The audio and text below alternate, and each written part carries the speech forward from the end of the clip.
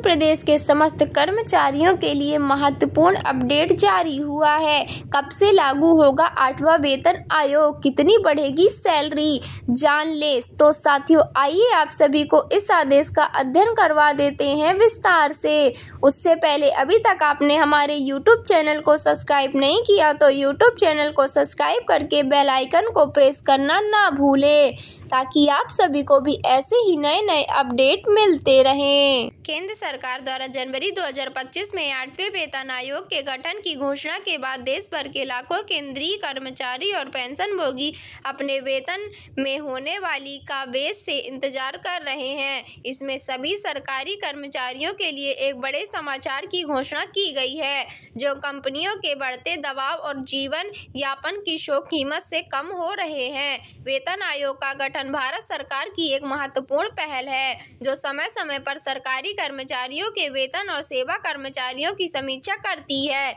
इस नए आयोग से केवल वेतन में वृद्धि की उम्मीद नहीं है, बल्कि कार्य योजना में भी सुधार की उम्मीद है। केंद्रीय कर्मचारियों के साथ पेंशनभोगी भी इस आयोग के लक्ष्यों की आशा कर रहे हैं।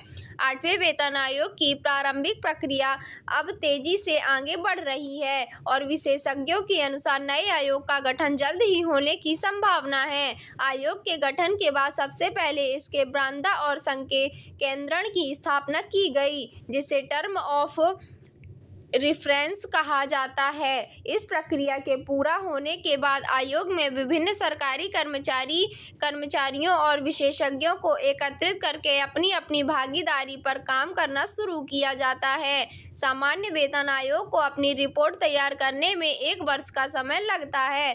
गठन के लगभग 1 वर्ष के बाद आयोग अपने अंतिम सलाहकार सरकार पर आक्रमण कर सकता है, जिसके बाद लागू करने की प्रक्रिया शुरू होगी। मीडिया विशेषज्ञ और विशेषज्ञ के विश्लेषण के अनुसार 8वें वेतन आयोग के वास्तविक रूप से लागू होने में अभी भी काफ़ी समय लग रहा है।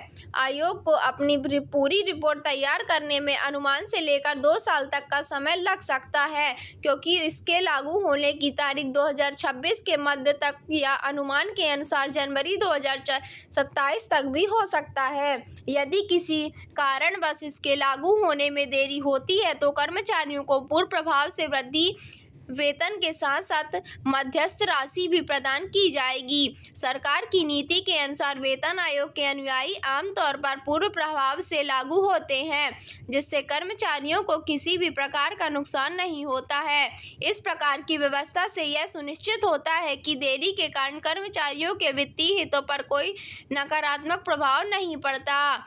विभिन्न स्टाफ छात्रों के बीच इस बात को लेकर गहरी चर्चा चल रही है कि सरकार इस बार वेतन वृद्धि को न्यूनतम वेतनमान सरकारी रेटिंग पर इम्प्रूवमेंट वाले रोड को कम करना चाह सकती है। कर्मचारी विश्वास का मानना है कि घनत्व अनुपात और जीवन यापन की लागत को देखते हुए इस बार समानता वेतन वृद्धि होनी चाहिए।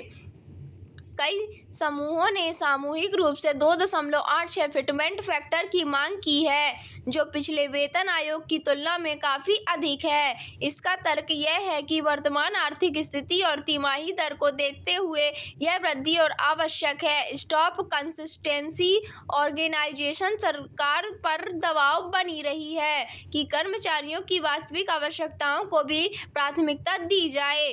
वेतन आयोग में फिटमेंट फैक्टर एक अत्यंत महत्वपूर्ण घटक है, जो वेतन वृद्धि की मात्रा निर्धारित करता है। 7वें वेतन आयोग में 2.57 का फिटमेंट फैक्टर लागू किया गया था, जिसके परिणाम स्वरूप कर्मचारियों के न्यूनतम में मूल वेतन में 11,000 रुपये की वृद्धि हुई थी। यदि 8वें वेतन आयोग में कर्मचारियों को मांग के अनुसार 2.86 का फिटमेंट फैक्टर लागू होता है तो केंद्रीय कर्मचारियों का न्यूनतम वेतन 51,000 रुपये प्रति माह से भी अधिक हो सकता है। हालांकि वित्तीय विशेषज्ञों का मानना है कि फिटमेंट फैक्टर लागू होने की संभावना लगभग 1.92 गुना अधिक है। यह निर्णय सरकार की वित्तीय स्थिति, आर्थिक समुदाय और कर्मचारियों की आवश्यकताओं के बीच संतुलन बनाने पर आधारित होगा। 8वें वेतन आयोग के लागू होने से न केवल केंद्रीय कर्मचारी बल्कि शैक्षणिक उद्योग पर भी व्यापक प्रभाव पड़ेगा। वेतन वृद्धि से उपभोक्ता में बढ़ोतरी होगी, जिससे बाजार में मांग और आर्थिक संकट संगठन को बल मिलेगा। दूसरी ओर सरकार को इस वेतन वृद्धि का भुगतान करने के लिए अतिरिक्त वित्तीय स्रोत स्टोर जो राजकोषीय सोसाइटी पर प्रभाव डाल सकता है। सरकार को इस बैलेंस को बनाए रखना और इसी कर्मचारियों को वेतन मिले और साथ ही देश की वित्तीय स्थिति भी स्थिर रहे, राज्य संचयन पर भी इसका प्रमुख प्रभाव पड़ता है, क्योंकि आमतौर पर वे भी केंद्र सरकार के वेतन आयोग की मंजूरी लेते हैं। इस प्रकार यह निर्णय देश के करोड़ों सरकारी कर्मचारियों और उनके परिवारों के जीवन स्तर पर गहरा प्रभाव डालेगा। 8वें वेतन आयोग के सफल अधिकारियों के लिए कई साक्षात्कारों का सामना करना पड़ेगा, जिससे फिटमेंट फैक्टर का विक्रय, वित्तीय दस्तावेजों का सारांश और समयबद्ध तरीके से लागू करना शामिल है। कर्मचारियों के लिए आवश्यक है कि नया वेतन आयोग न केवल वेतन वृद्धि पर ध्यान दे बल्कि कार्य, रेज्यूमे, सेवा, श्रमिकों और अन्य सुविधाओं में भी सुधार की वकालत करे। सरकार के लिए यह चुनौतियां होंगी कि वह अपने कर्मचारियों की उम्मीद को पूरा करते हुए देश की आर्थिक स्थिति पर भी ध्यान दें। विशेषज्ञ का मानना है कि यदि वेतन आयोग की योजनाएं और प्रासंगिकताएं हैं तो इससे न केवल कर्मचारी होंगे बल्कि देश की समग्र आर्थिक स्थिति भी मजबूत होगी। अंततः यह आयोग भारत के सरकारी तंत्र की सिद्धि और कर्मचारी कल्याण के लिए एक महत्वपूर्ण मील का पत्थर साबित हो सकता है। यह लेख विभिन्न मीडिया और सामान्य जानकारी के आधार पर तैयार किया गया है। 8वें वेतन आयोग से संबंधित सभी जानकारी अभी तक आधिकारिक रूप से पोस्ट नहीं की गई है।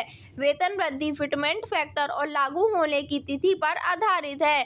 कृपया सरकारी संसाधनों के लिए आधिकारिक घोषणा की प्रतीक्षा करें। Thanks for watching.